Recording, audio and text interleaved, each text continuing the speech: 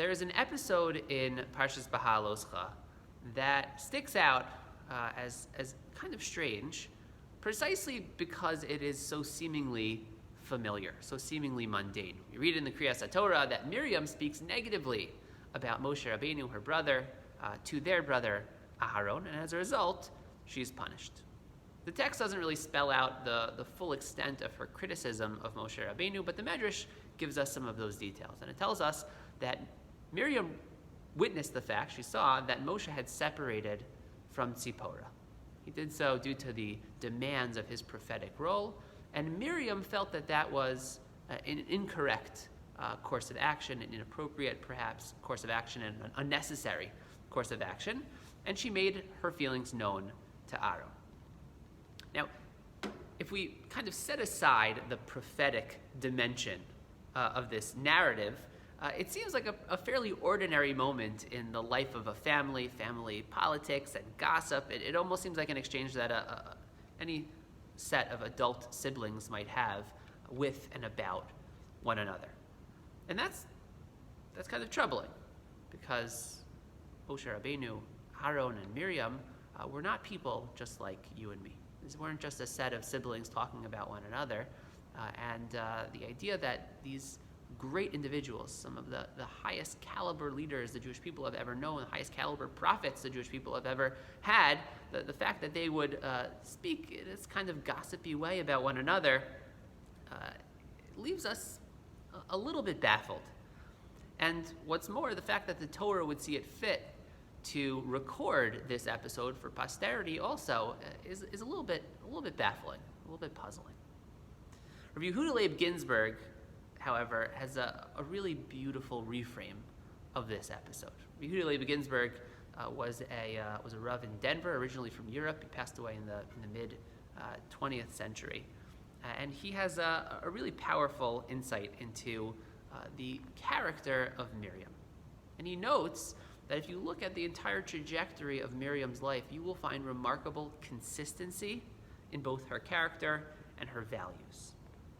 So let's take a little bit of a tour of some of the highlights of Miriam's life. We know that the Medrash identifies Miriam with one of the Jewish midwives, one of the two, Shifra and Pua, who defied Paro's orders to kill the Jewish baby boys.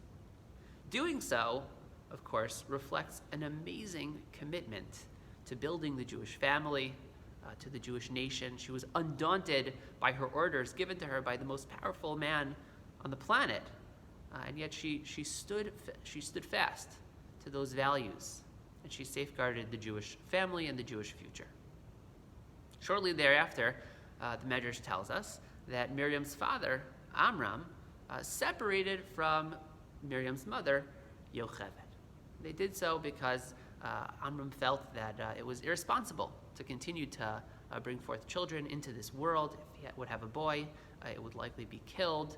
And so Amram felt that the responsible thing to do was to simply separate from his wife, to divorce his wife, and not have any more children. Miriam, seeing this, though, famously confronts Amram and says, "You're worse than Paro." Because Paro was only gozer, Paro only decreed against the male babies of the Jewish people, and you are decreeing against both the men and the women, the baby girls and the baby boys, ceasing to have children altogether.